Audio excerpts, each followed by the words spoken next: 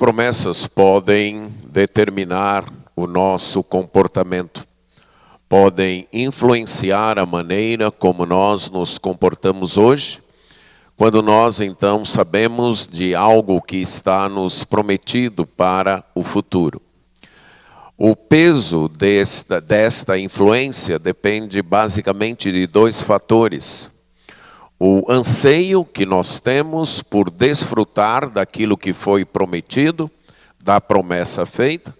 Quanto mais intenso for o desejo, então maior então aquela promessa irá influenciar o nosso comportamento hoje. E o segundo fator, a confiança na pessoa que fez a promessa.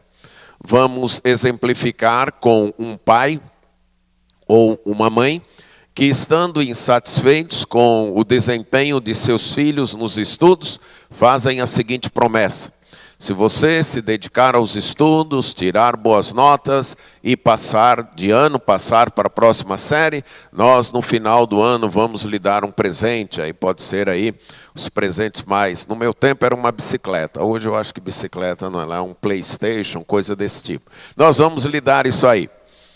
Aí a dedicação da criança vai depender da confiança que ela tem nos pais, se ela confia nos pais, que eles vão dar mesmo, e segundo, do anseio dela, certo? Se ela quer mesmo desfrutar daquele presente, se ela deseja mesmo ter aquele presente, então a promessa de algo que ocorrerá lá no final do ano vai afetar o comportamento dela hoje, vai afetar o comportamento dela agora.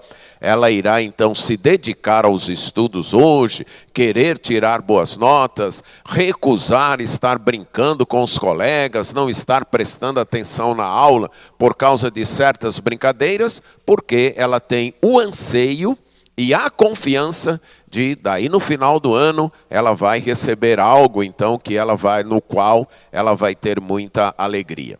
Isso ocorre na esfera doméstica, mas ocorre em todas as esferas da vida, com aquelas promessas explícitas ou implícitas. O exemplo que eu dei é de uma promessa explícita, declarada, deixada muito clara ali para a criança. Mas eu poderia dar um exemplo de promessas implícitas. Por exemplo, você trabalha numa empresa e você percebeu que a norma daquela empresa é, se o profissional é dedicado, se ele faz bem o seu trabalho, ele logo é promovido para uma função melhor, ganhando mais. Ali você não tem algo expresso, algo declarado, mas você tem algo implícito. E se você almeja muito uma promoção, se você está ansiando bastante por um salário maior, aquela promessa implícita vai afetar o seu comportamento para que você então se dedique bem para ser promovido. As promessas de Deus devem causar em nós uma mudança de comportamento hoje. O fato de Deus nos ter prometido algo para o futuro deve nos afetar hoje. Se não afetam, ou nós não estamos ansiando muito pelo cumprimento da promessa, ou nós não confiamos no que Deus prometeu. Para o povo de Israel, através do livro de Isaías, Deus prometeu a restauração final daquele povo, a restauração de sua cidade, a cidade de Jerusalém, e incluso nisso, a restauração final de todas as coisas, a restauração final da criação e a salvação de todo o povo de Deus, não só de Israel, mas de todas as nações. E esta promessa deve modificar a maneira como nós vivemos hoje. Esta promessa deve afetar o modo como a gente vive hoje. Se ela não afeta a maneira como a gente vive, ou nós não ansiamos devidamente, não desejamos devidamente a restauração de todas as coisas e viver nesse novo mundo que Deus vai criar, ou nós não confiamos que de fato Deus vai fazer isso. No profeta Isaías, no capítulo 62, versos 10 a 12, o profeta mostra que as promessas de Deus devem produzir um comportamento que se prepara para desfrutar destas promessas. Vamos ler Isaías 62, 10 a 12, que diz assim: Passem pelas portas, preparem o caminho para o povo, aterrem a estrada, tirem as pedras, levantem um estandarte para os povos. Eis que o Senhor fez ouvir até os confins da terra estas palavras. Digam à filha de Sião: eis que vem o seu Salvador. Com ele vem a sua recompensa, e diante dele vem o seu galardão. Eles serão chamados de povo santo, remidos do Senhor. E você, Jerusalém, será chamada de procurada, cidade não abandonada. Vamos orar. Senhor nosso Deus, somos gratos por Tua palavra. Sabemos que foi o Teu Espírito Santo que a inspirou. Sabemos também do Teu propósito quanto a esta palavra. Que ela edifique nossas vidas. Que ela modele a nossa forma de pensar e viver. Reconhecemos também que há em nosso coração uma indisposição e uma inabilidade para entender, apreciar e obedecer esta palavra. Nós carecemos que o mesmo Espírito que inspirou esta palavra também haja nos nossos corações, iluminando o nosso entendimento, enternecendo os nossos corações e inclinando a nossa vontade para entendermos, amarmos e obedecermos esta palavra. Isso nós pedimos em nome de Jesus. Amém. Deus tem prometido a plena restauração da sua criação e do seu povo. E isso exige uma reação de nossa parte. Uma reação de se preparar para desfrutar desta restauração. Deus fez uma aliança com o povo de Israel, escolheu aquele povo para que, através daquele povo, ele pudesse manifestar o seu projeto redentor, o seu projeto salvador a todas as nações da terra. Aquele povo foi escolhido com a missão de ser testemunha de Deus, de proclamar o projeto salvador de Deus a todas as nações. Para isso, Deus fez uma aliança com aquele povo. Nesta aliança, Deus se comprometia a cuidar do povo, suprir suas necessidades, providenciar sua segurança e todo o seu bem-estar. E por outro lado, o povo deveria manifestar uma devoção completa a Deus. Manifestar uma obediência a Deus, conforme as instruções que Deus havia dado àquele povo, quando ele fez a aliança, dando a sua lei através de Moisés, lá no Monte Sinai. Deveria, então, amar esse Deus acima de todas as coisas, obedecer a esse Deus e proclamar o nome desse Deus a outras nações. No entanto, esse povo não cumpriu os termos da aliança. Esse povo logo se encantou com os costumes das nações pagãs que ficavam como suas vizinhas. Esse povo logo se inclinou para adorar os ídolos e deuses daquelas nações, sendo infiel, traindo a aliança que havia feito com Deus. Deus levantou profetas para anunciar e chamar este povo de volta aos termos da aliança. Deus então convocou esse povo para que se curvasse novamente a ele e abandonasse os erros de seguir os costumes pagãos e adorar os ídolos. Mas o povo teimou em se afastar de Deus. Várias vezes Deus levantou nações em torno que serviram de juízo disciplinador contra aquele povo. E quando aquele povo se via então debaixo do juízo disciplinador, se voltava para Deus. E logo que Deus aliviava o castigo, eles retornavam para a desobediência. Um dos profetas que Deus levantou para chamar este povo de volta foi o profeta Isaías, que viveu mais ou menos 700 anos antes de Cristo. E por mais de 50 anos proclamou a mensagem de Deus para aquele povo. E quando terminou o seu ministério profético, ele escreveu o livro que nós estamos estudando. Nesse livro, ele chama o povo para o arrependimento e para o retorno a Deus, para a confiança exclusiva em Deus. Mas ele também anuncia que, como o povo teimava em não voltar, Deus levantaria o Império Babilônico, que seria o juízo disciplinador de Deus sobre aquele povo. Mas que o juízo disciplinador de Deus não seria a palavra final de Deus. Deus restauraria aquele povo. Restauraria temporalmente, trazendo aquele povo de volta para a sua terra, restaurando sua cidade, trazendo aquele povo de novo para cumprir o propósito de Deus. Mas o profeta também anunciou uma outra restauração. A restauração final, a restauração escatológica. A restauração no fim dos tempos, que incluirá não apenas a restauração do povo de Israel, mas a restauração de toda a criação de Deus, livrando toda esta criação das influências e do domínio do pecado. E a restauração de todo aquele que confessa a Deus como seu único Deus, participando então dessa nova criação, vivendo com Deus no novo céu e na nova terra.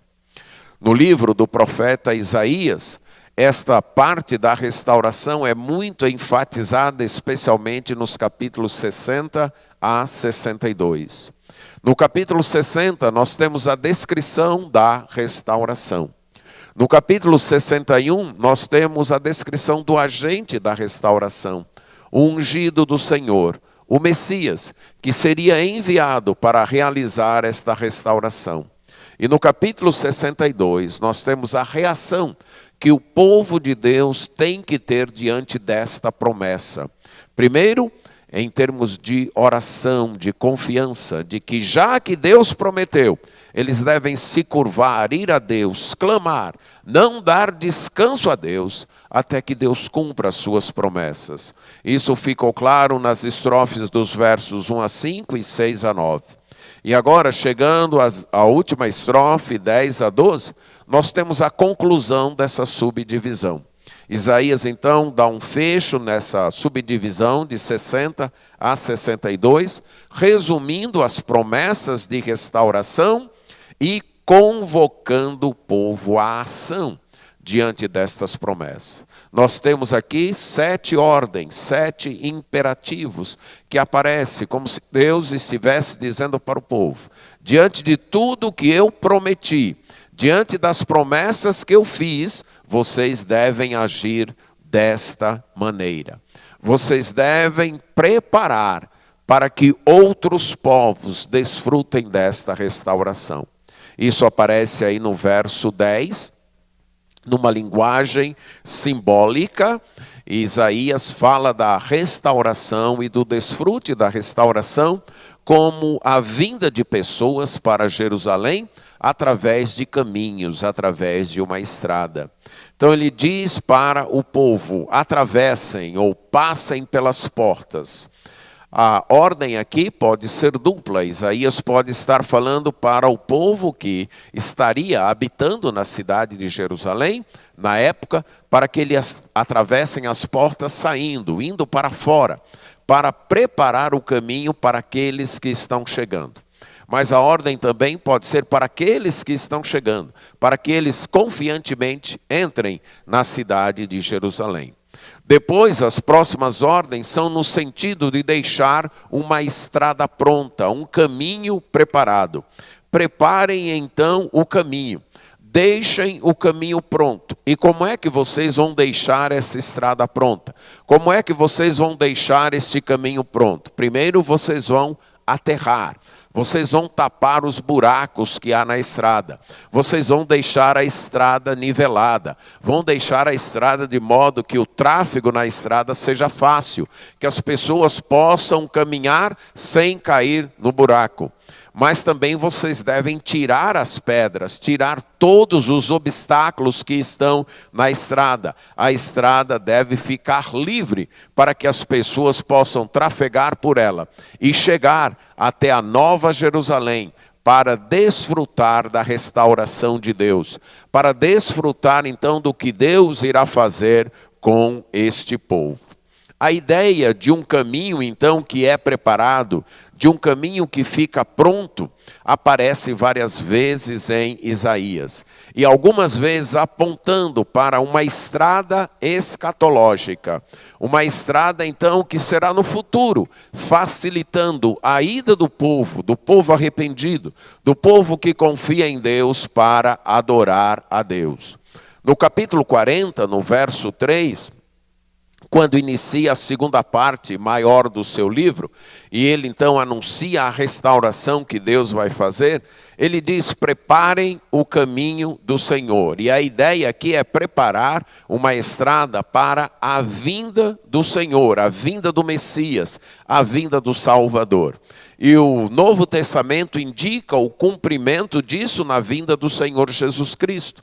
Quando João Batista aparece pregando, aparece convocando as pessoas para o arrependimento e o batismo, os autores dos evangelhos dizem: esse é o que está dito lá no profeta Isaías, aquele que veio preparando o caminho para a chegada do Senhor.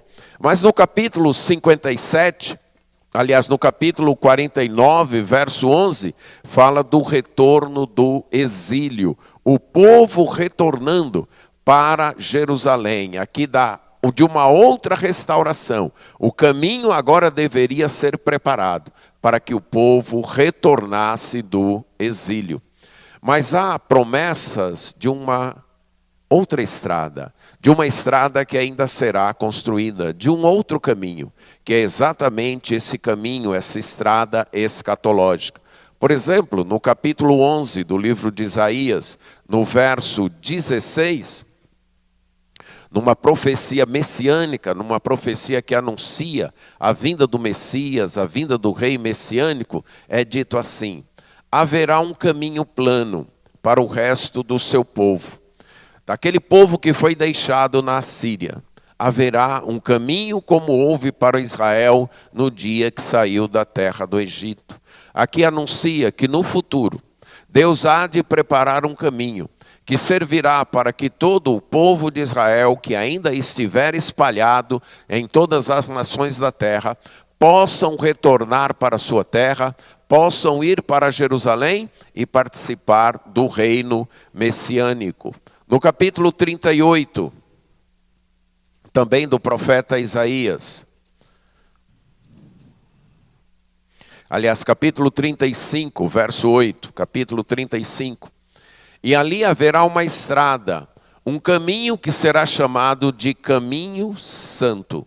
Os impuros não passarão por ele, pois será somente para o povo de Deus. Quem passar por esse caminho, mesmo que seja um ingênuo, não se perderá. Aqui é a promessa, novamente, de um caminho no futuro, um caminho escatológico. Um caminho que será apenas para o povo de Deus. O povo de Deus caminhará por ele para ir adorar a Deus. E no capítulo 49, no verso 11, nós lemos: transformarei todos os meus montes em caminhos, e as minhas estradas serão levantadas. E eis que esses virão de longe, virão aqueles do norte e do ocidente. Outros virão da terra de Sinim. E aqui se referindo exatamente ao povo de Israel, que Deus iria ou irá preparar um caminho para a restauração deste povo. Deus então aqui no capítulo 62 convoca o seu próprio povo a preparar o caminho, a aplainar as veredas, a deixar tudo pronto para que não apenas o povo de Israel, mas que outras nações também possam chegar e adorar a Deus. Aqui no capítulo 10, no versículo 10 do capítulo 62, nós vemos que Isaías está juntando as ideias que ele já disse antes, da chegada do Salvador, no verso 11, da chegada do povo de Israel que estará ainda espalhado entre as nações, mas da chegada também de outros povos, de gentios, de não-judeus, que virão então a adorar a Deus. Há esta promessa, a esse ponto então que Deus tem prometido aqui. E diz também para levantar um estandarte, levantar uma bandeira. O que significaria isso? Pensando no contexto da época, os exércitos se guiavam por trombetas, mas também por bandeiras. Cada tropa tinha então alguém que carregava a sua bandeira, que carregava o seu estandarte. E esta bandeira servia de sinalização. Sinalizava então para aqueles que compunham aquele exército do que eles deveriam fazer. Dependendo do movimento da bandeira, era uma chamada para que toda a tropa se ajuntasse num determinado lugar. Dependendo de um outro movimento da bandeira, era então um aviso para que a tropa avançasse para atacar o inimigo ou que ela recuasse para se defender. Usando então essa linguagem da época, esses costumes da época, Isaías vai dizer que Deus vai levantar ou vai ordenar o povo para levantar uma bandeira, sinalizando para que outras nações pudessem caminhar para Jerusalém. No capítulo 5 de Isaías, no verso 26, diz que esta bandeira será o Messias, o Senhor Jesus Cristo. A ideia aqui é de proclamação. Proclamem, anunciem o Messias. Mostrem então que ele é o ponto para o qual as pessoas devem convergir, para o qual as pessoas devem caminhar. As pessoas têm que ter um caminho preparado para chegar ao Messias. Tem que ter um caminho preparado para chegar a Cristo, porque ele é essa bandeira que vai ajuntar o povo de Deus e vai conduzir o povo de Deus para a restauração, para a salvação. Por que esta ordem está sendo dada à cidade de Jerusalém, ao povo de Israel? Porque conforme nós já vimos várias vezes em Isaías, eles foram escolhidos para ser testemunhas de Deus, para ser os proclamadores da mensagem de Deus para outras nações. E no próprio capítulo 60 é dito que seria de Jerusalém que a luz brilharia a partir de Jerusalém para o anúncio da palavra de Deus para outras nações. As promessas de Deus para Israel não visavam apenas Israel, mas alcançar todo o mundo. E eles deveriam se preparar para isso, anunciando esta verdade, proclamando esta verdade para outras pessoas. Deus tem feito promessas para o seu povo. Uma das promessas que ele nos fez é a restauração de todas as coisas. Ele irá restaurar toda a sua criação. Ele criou tudo perfeito, mas veio o pecado. E o homem permitiu que o pecado entrasse no mundo e manchasse a criação de Deus. E fizesse com que a criação de Deus deixasse de ser muito boa. E hoje então nós enfrentamos os problemas que o pecado trouxe. Mas Deus tem prometido restaurar a sua criação. Restaurar plenamente, completamente. Criar um novo céu e uma nova terra, onde o pecado será totalmente banido e onde haverá só paz, alegria e prosperidade. Essa é a promessa de Deus para o seu povo. É a promessa de Deus para todos aqueles que confiam nele, que confiam no Messias que ele enviou, no Senhor Jesus Cristo e o seguem. E enquanto nós aguardamos esta promessa, nós devemos nos preparar. E como é que nós nos preparamos?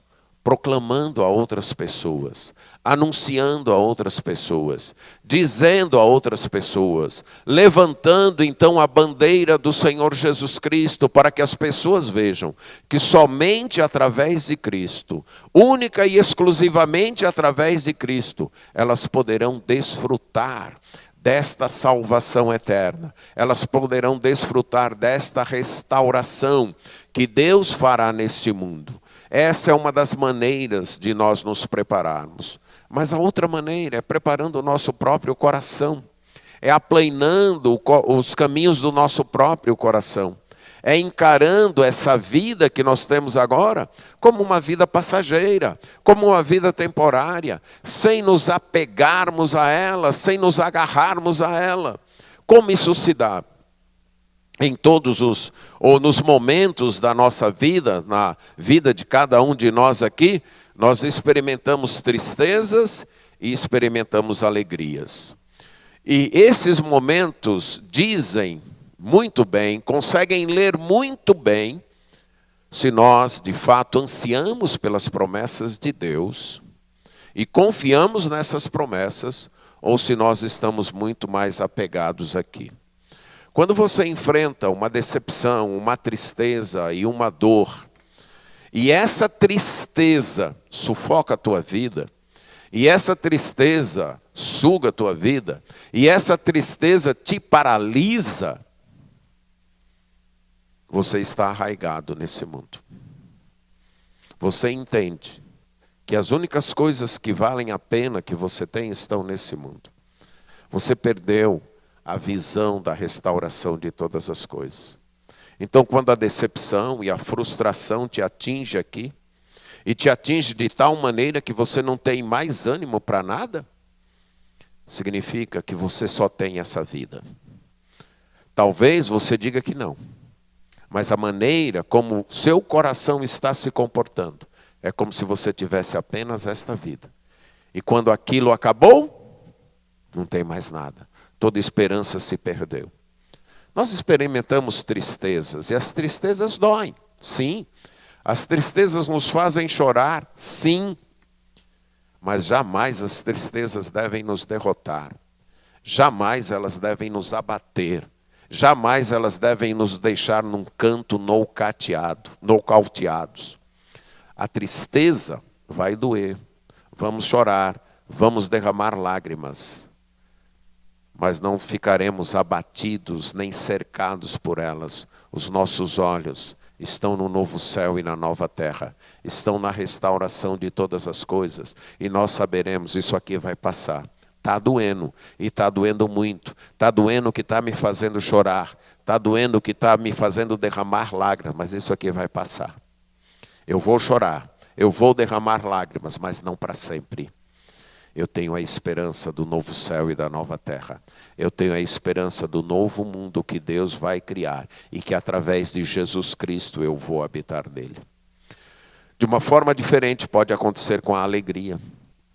Quando você desfruta de uma alegria de forma tão entusiasmada, que você se agarra com aquela alegria de tal maneira que tem medo de perdê-la, que não quer deixar passar, e você entende que aquela alegria é tudo que você tem na vida, você também está arraigado a este mundo.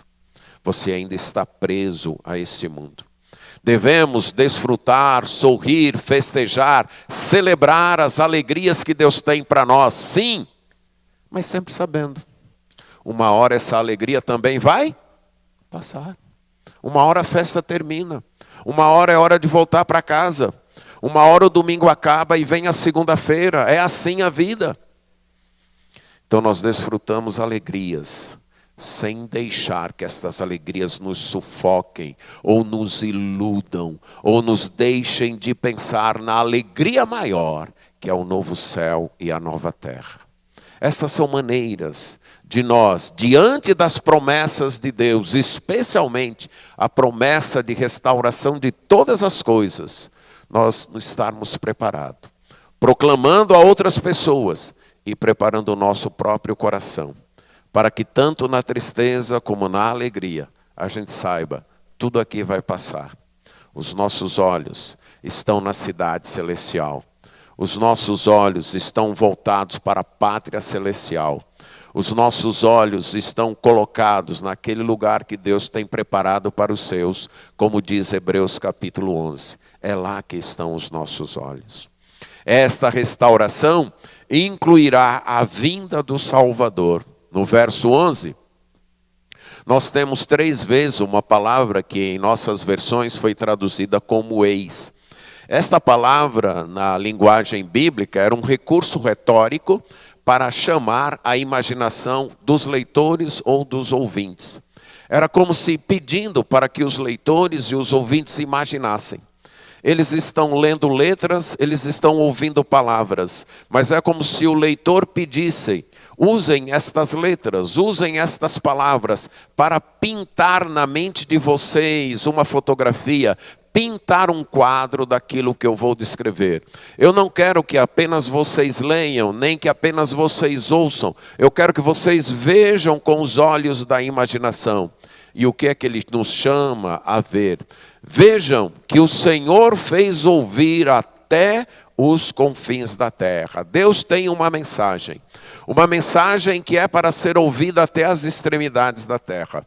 Uma mensagem que é para ser ouvida em toda a terra. Não era uma mensagem apenas para o povo de Israel, não era uma mensagem apenas para um povo específico, mas era uma mensagem para toda a terra. Uma mensagem para todas as extremidades da terra.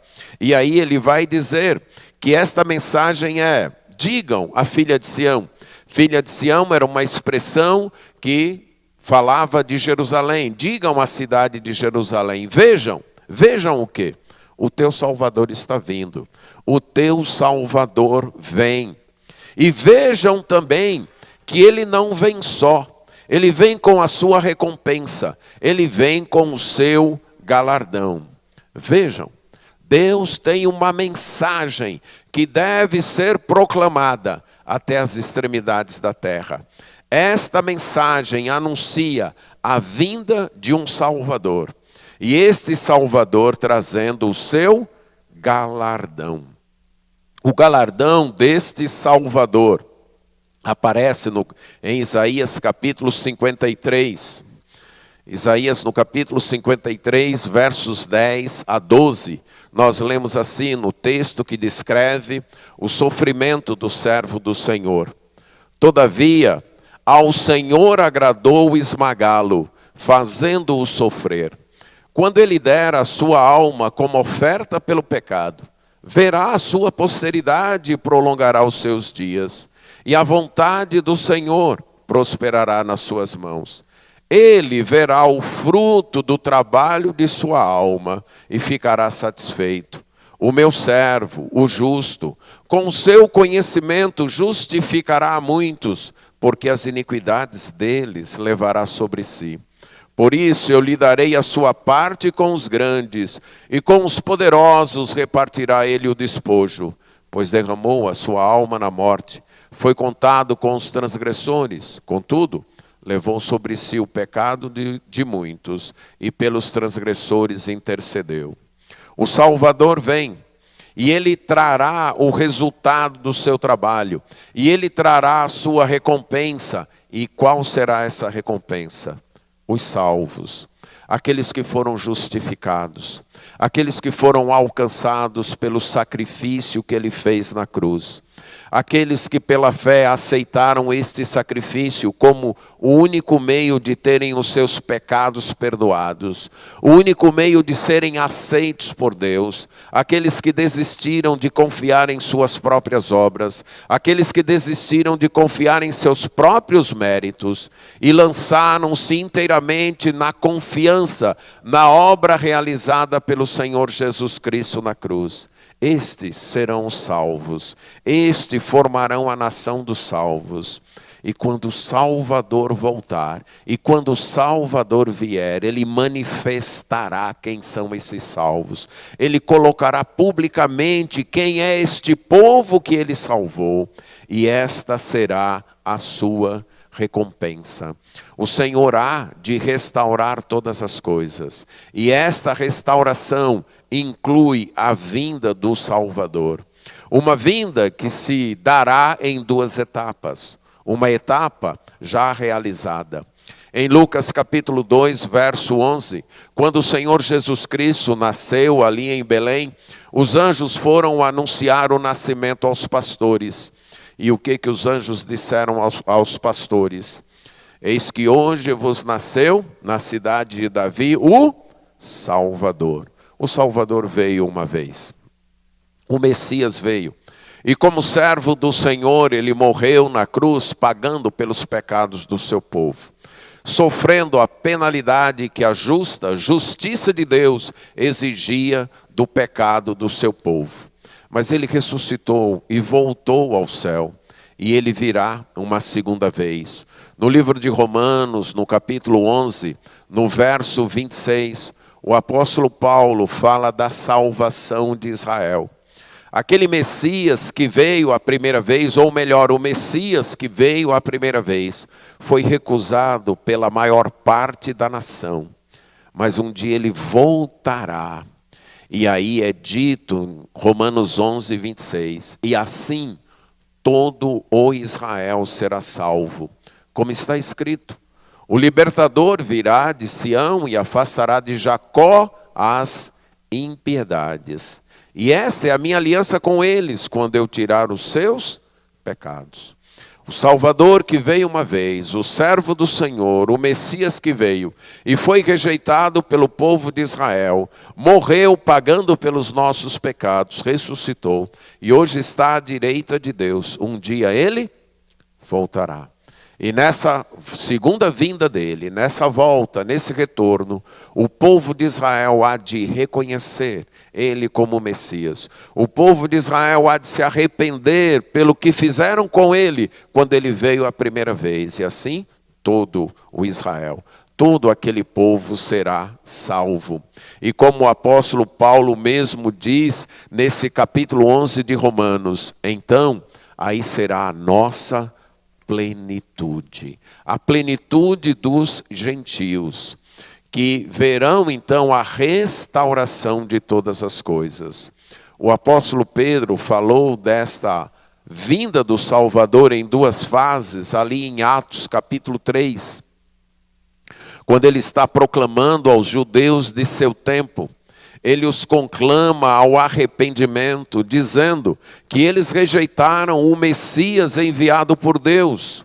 Mas aí no verso 20, no verso 19, ele chama esse povo ao arrependimento. E no verso 20 ele diz, a fim de que da presença do Senhor venham tempos de refrigério ou tempos de restauração, e que ele envie o Cristo, o Messias, que já foi designado para vocês, a saber, Jesus. Isso é, ele já veio uma vez, foi chamado de Jesus, vocês já conhecem quem é, mas ele vai voltar uma segunda vez. No verso 21 ele diz, ao qual é necessário que o céu retenha até os tempos da restauração de todas as coisas, de que falou o Senhor por boca dos seus santos profetas desde a antiguidade.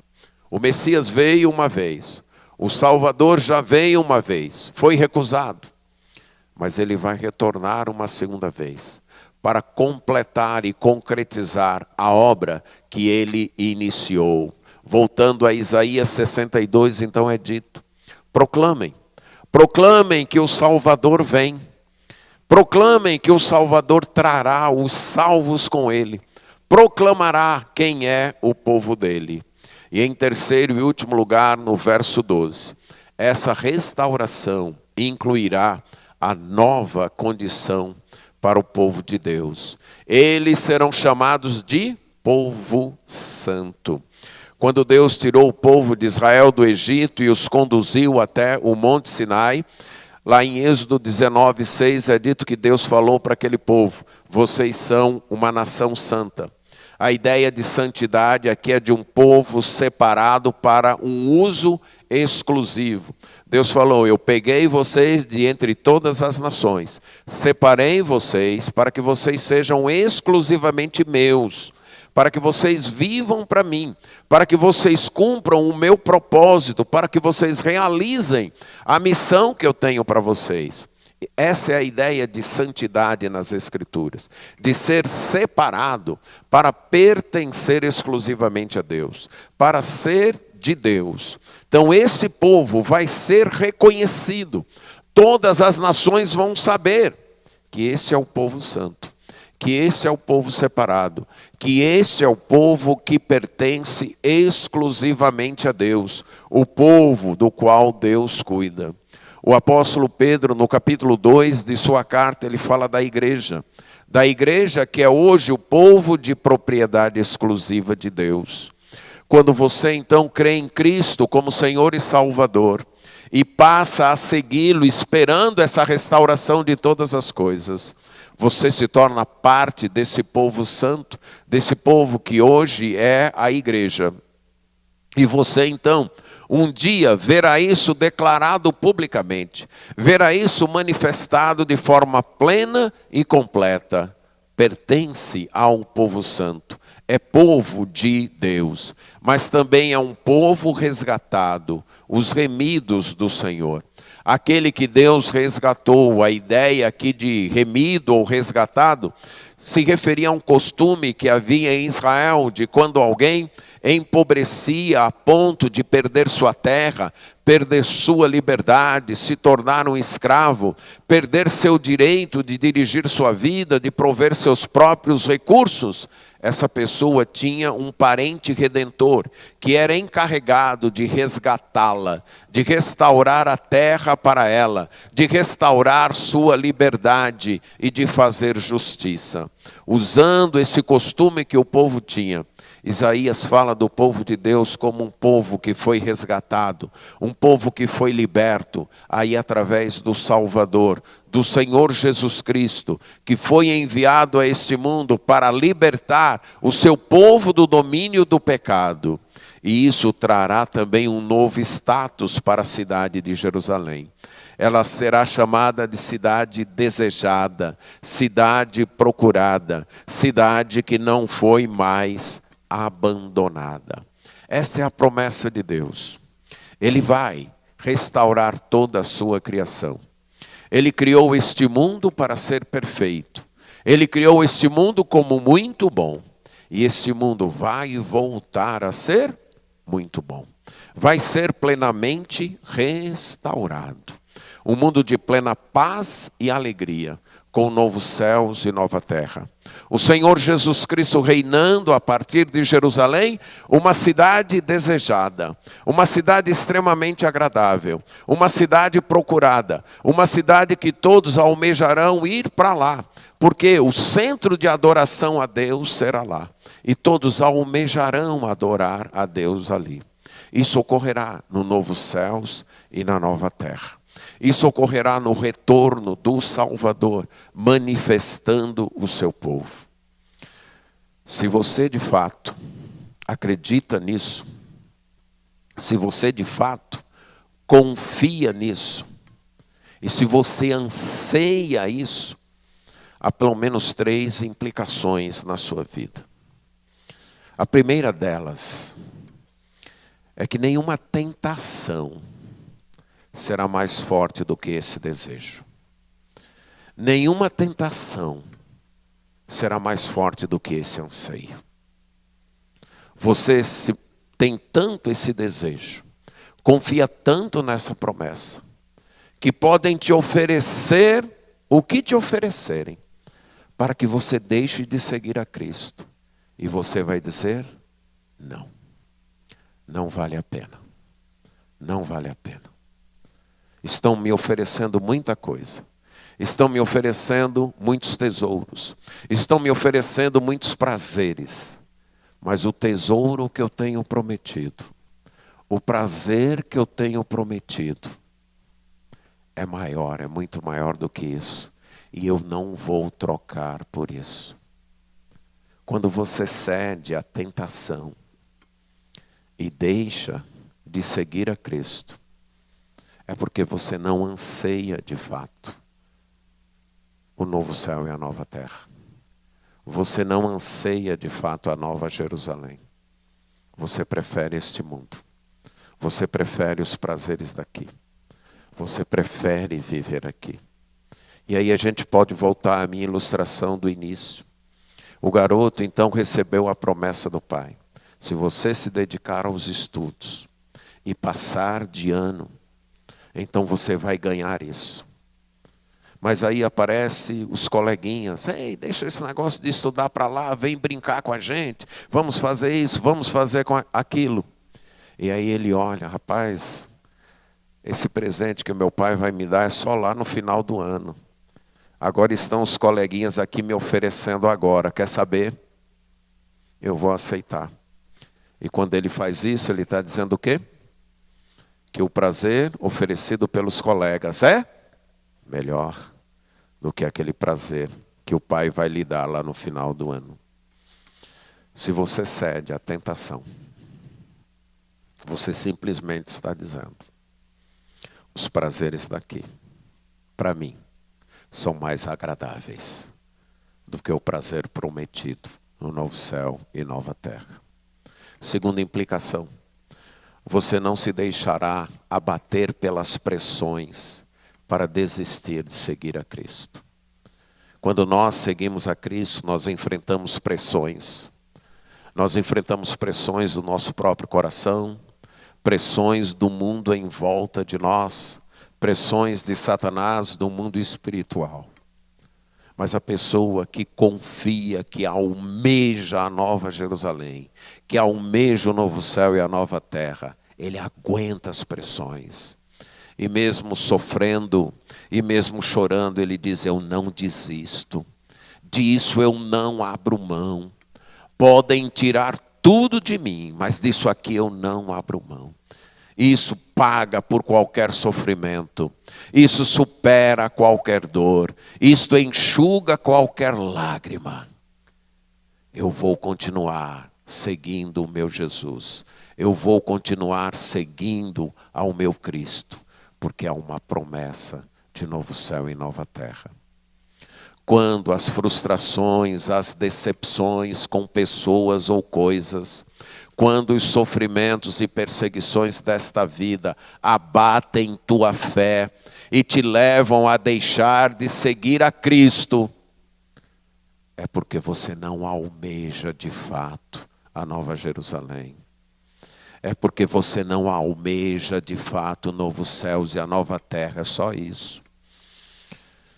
O não sofrer aqui vale mais para você do que a alegria eterna com Deus. É como o coleguinha, é como o menino lá, que os coleguinhas começam a zombar dele. Agora ele só quer estudar, agora ele só quer tirar boa nota, agora ele não é como a gente. E o coleguinha acha que as gozações, e o menino acha que as gozações dos coleguinhas, são maiores do que o prêmio que o pai prometeu para ele no final do ano. Toda vez que alguém desiste de seguir a Cristo, ou não confia na promessa do novo céu e da nova terra, ou não almeja viver nesse novo céu e nova terra, prefere aqui, prefere este mundo passageiro, prefere esta vida que vai acabar. Se por acaso tem alguma coisa te levando a desistir de seguir a Cristo, ou melhor, te impedindo de seguir a Cristo, impedindo de você dedicar sua vida a seguir a Cristo, no final das contas, o maior impedimento não é o que está fora. Não é a tentação fora de você, não é. O maior impedimento, ou é a desconfiança, você não confia na promessa das Escrituras de um novo céu ou nova terra, ou você não ama o novo céu e a nova terra de forma suficiente a abrir mão de tudo aquilo que te impede de chegar lá. Esta é a verdade nua e crua. Todas as vezes que deixamos de lado a obediência a Deus, é porque amamos mais este mundo do que o mundo que Deus tem prometido para nós. A promessa lá deve formar nossa vida aqui. Se ela não está formando, é porque nós amamos mais isso aqui. Esta é a verdade. Mas a terceira implicação é que você vai querer que outros também caminhem para esse novo céu e nova terra. Você vai anunciar esta verdade. você vai proclamar esta verdade. Você vai querer que as pessoas que você ama, as pessoas que você conhece, seus filhos, seus pais, seu cônjuge, seus amigos, seus parentes, que eles também amem esse novo céu e essa nova terra. Que eles também confiem nessa promessa. Que eles reconheçam que tudo isso aqui vai passar. E que a única alegria eterna está em Cristo Jesus, o Salvador, que vai nos levar para o novo céu e a nova terra. Sonde o seu coração. Sonde a sua vida. Não apenas diga que crê que um dia Deus vai restaurar todas as coisas. Não apenas diga que crê no céu, no novo céu e numa nova terra. Viva esta realidade. Viva esta crença. Viva esta esperança. Viva este anseio. Deixe esta verdade modelar tuas escolhas, determinar o que você faz na sua vida. Não permita que nenhuma tentação, nenhuma perseguição, nenhuma pressão te leve a desistir de seguir a Cristo ou te impeça de seguir a Cristo e terminar com uma vida plena de alegria no novo céu e na nova terra. Amém.